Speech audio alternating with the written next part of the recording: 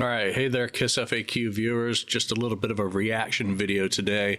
It's the long awaited, well, surprise day. Peter Criss has announced his new record due to be released December the 19th, self-titled this time around. Going to be coming in 3 different flavors of vinyl with 10 tracks, white, silver, and black. Those are the covers. Those are the vinyl.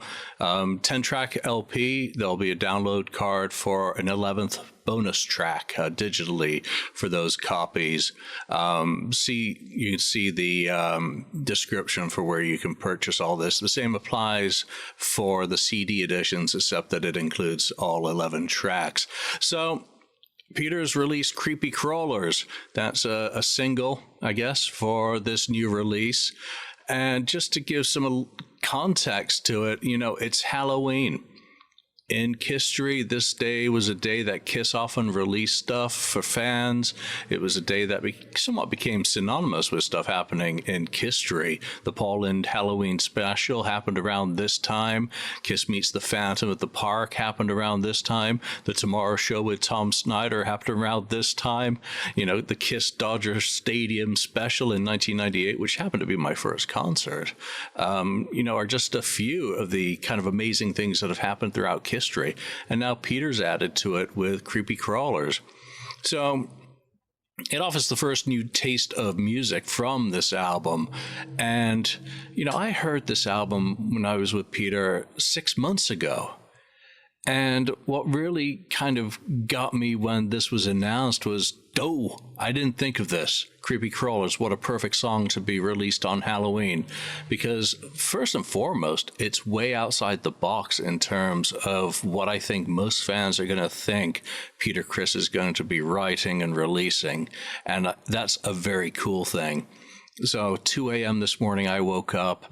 I checked my phone to see if it was up on iTunes. It was up on iTunes. I pre-ordered, and then the Cheshire Cat grin soon appeared after that. I've heard it previously, but I didn't know what I was going to feel like hearing it again with headphones on, listening to it myself with that focus that the headphones allow, rather than sitting in Peter's studio with him, and I'm kind of watching his reaction to it at the same time as I'm getting blown back in my chair listening to the album. So it was very cool to finally get to hear this stuff again.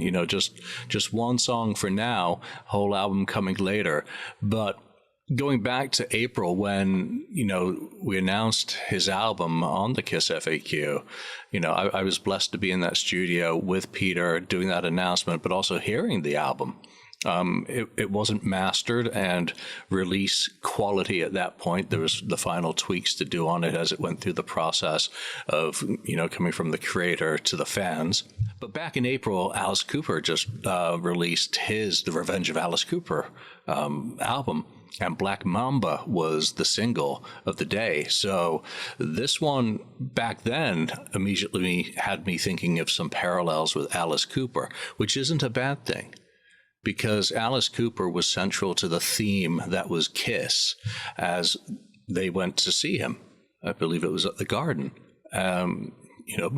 See how the Master did it. He was massive in the early 70s with the Alice Cooper Band. Before going solo. So it's not the first time Kiss has been linked with Alice Cooper or members of Kiss. Ace has, of course, toured with them.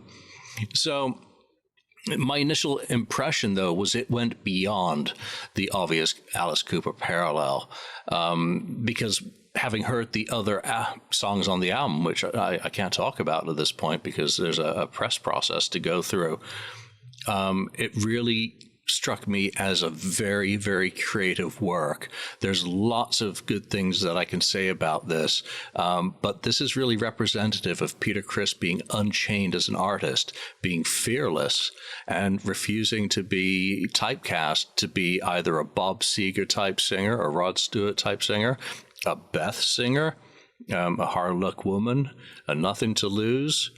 Go through the catalog of songs, Dirty Living, Baby Driver, that he sang with Kiss. And there is a span of styles that Peter has done.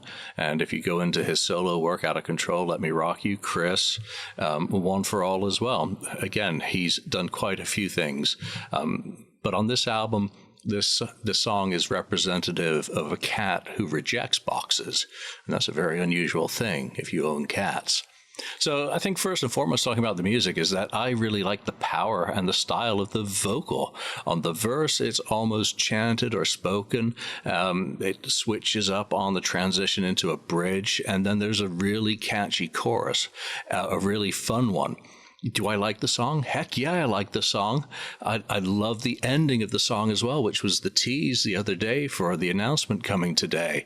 The laugh, the manic laugh. You can take this song in multiple ways. Creepy Crawlers, yeah, it's Halloween, but it can be other things as well. I like the Hammond, I guess it's a Hammond, or keyboards, whatever you want to call it, but Hammond organ in the background. There's big guitars in parts. John Five, I believe, plays on this, but Angel McLaughlin, Mike McLaughlin from Criss Days is the co-writer.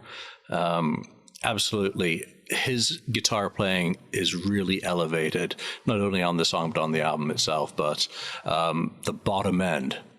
Peter Criss on drums. Peter Criss is doing some pretty interesting drumming for my tastes. I love the panning. Now I can really hear it in the headphones of almost the percussive start to it. It's almost like this song was built around what his drum solo kind of tempo was in the latter period of his tenure with Kiss. So Locked In with Billy Sheehan on bass is amazing. That bottom end is thick. That bottom end is dark and brooding and the creepy. Cymbal work, I could finally hear it. I love how that flashes. So almost like lightning coming out at me, or is that those cymbal flashes just coming through? So that kind of adds a shimmer to the tone.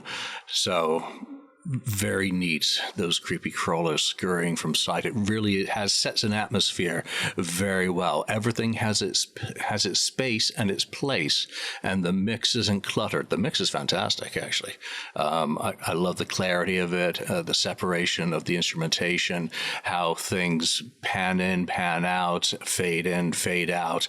It's not too busy, but it is also very much in kind of that Bob Ezrin school of production. So Barry Pointer and Peter have done a great job on the sound on this song, which really exceeded expectations. And again, getting to hear it in the headphones and the cans versus in a studio where excitement, kind of is an overpowering emotion is one thing. So I was very concerned.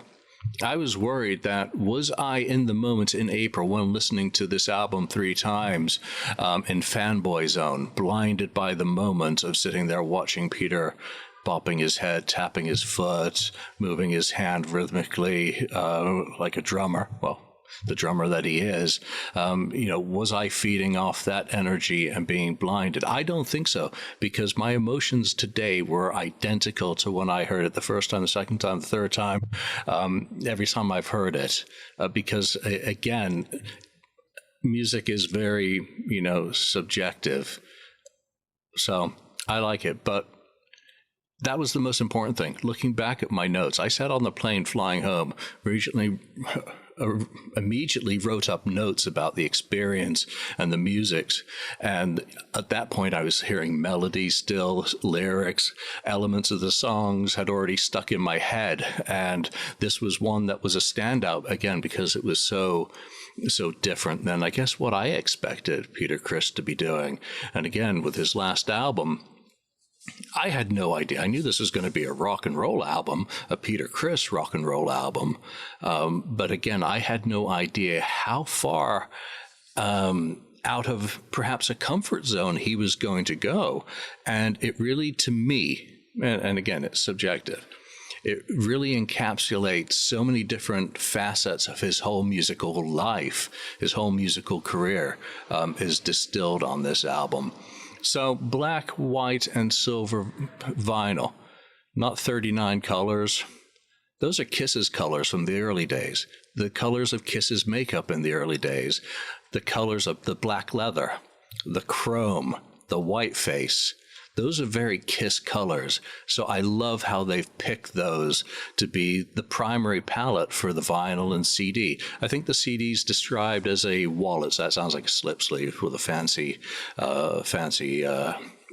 term rather than calling it a slip sleeve. But again, all the details are going to be in the purchase links below. Check it out. You can hear samples of the song, I believe, on iTunes. This really is an album that is full of love, full of passion. This song, it should illustrate how much care and attention has gone into the recording process on this album. I'm impressed by what Peter has accomplished on this song, with this song, and on this album itself. And this song reminds me of all those reasons why I was so excited in April. I remain very excited in October, and I can't wait until December. I really cannot wait to have this album in my hands, and as soon as those purchase links are available, I am pressing buy to get my copies on CD and vinyl. The only problem is I can't decide which color vinyl. I don't want the silver. I think I'm going to have to go with the black.